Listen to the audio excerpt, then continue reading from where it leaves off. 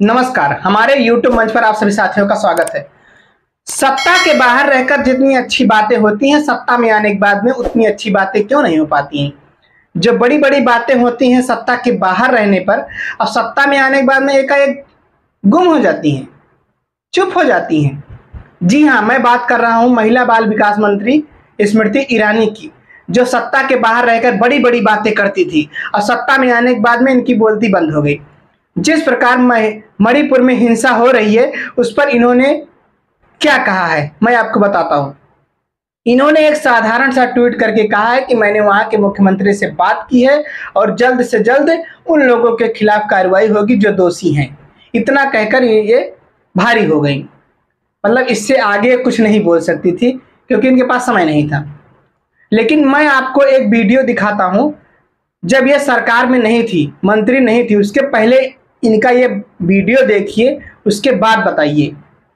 तब से लेकर आज तक sir all party meeting convene नहीं हुई है, चाहे हम हो या फिर सीताराम येचुरी जी हो, सबने कहा है बुलाइए मीटिंग। हम एक स्वर में बोलेंगे कि अगर बच्ची का बलात्कार करते हो तो इस देश में सजाए मौत होगी।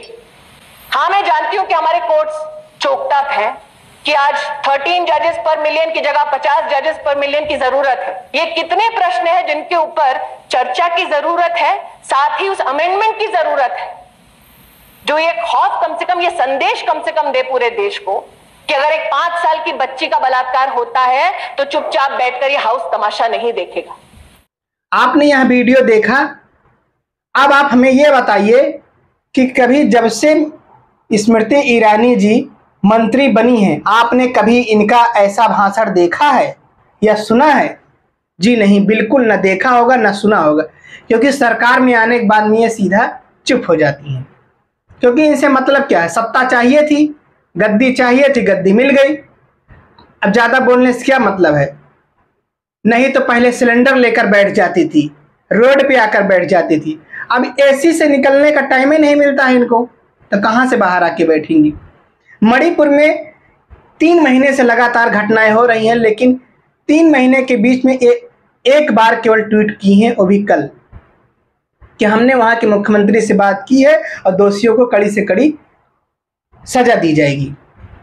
सरकार तो आपके हाथ में है मैडम, आप तो जो चाहे वो कर सकती हैं। क्या आज जो है आप महिलाओं और बेटियों के साथ में नहीं हैं? आज आपने उनको अकेला छोड़ दिया। आखिर ऐसा क्यों? क्योंकि आपको सत्ता चाहिए थी, सत्ता मिल गई, इसलिए उनको अकेला छोड़ दिया। दुनिया मरे या भार में जाए, आपको क्या लेना देना है। मैं आप लोगों से पूछना चाहता हूं कि ये 2014 से पहले वाली स्मृति ईरानी है या 2014 के बाद वाली स्मृति ईरानी है? इसमें आपको फर्क क्या नजर आता है? आप लोग कमेंट में करके बताइए। क्या हमारे देश को ऐसे ही नेताओं की जरूरत है जो हमारे साथ खड़े न हो सकें? उनको सिर्फ गद्दी, सुख सुविधा और आराम, ऐशो आराम ही नजर आए?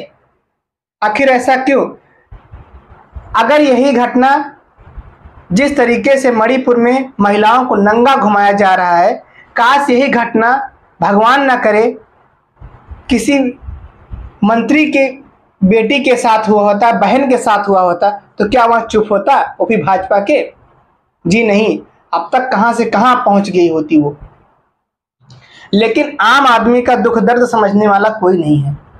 बस केवल सभी को अपने वोट बैंक से मतलब है। बस जितना समय वोट लेने के लिए चाहिए उतनी देर आपकी खातिरदारी होगी, उसके बाद में आप कौन हो हम आपको जानते नहीं हैं। एक पार्टी की बात मैं नहीं कर रहा हूं, सभी पार्टियों का यही हाल है। लेकिन बेटी पढ़ाओ बेटी बचाओ का नारा दिया जाता है सरकार में, महिलाओं को सम्मान और सुरक्षा की बात की जाती है इस सरकार में। आप देख लीजिए किस तरीके से मणिपुर में महिलाओं का सम्मान हो रहा है, और आपने देखा था किस तरीके से दिल्ली के जंतर मंतर पर महिलाओं के साथ सम्मान हुआ था। ये मोदी सरकार की बात मैं कर रहा हूं, जो 56 इंच का सीना अपना तान के चलते हैं कि मोदी है तो मुमकिन है। बात तो सही है, अगर मोदी है तो मुमकिन है, मोदी है तो ऐसी ऐसी घटनाएं आपको रोज देखने को मिलेंगी। आप लोग हमें कमेंट में जरूर बताइए कि स्मृति ईरानी का यह व्यवहार आपको कैसा लग रहा है। अगर आप लोग हमारे चैनल पर नए हैं तो चैनल को लाइक करें, शेयर करें और सब्सक्राइब करें। धन्यवाद।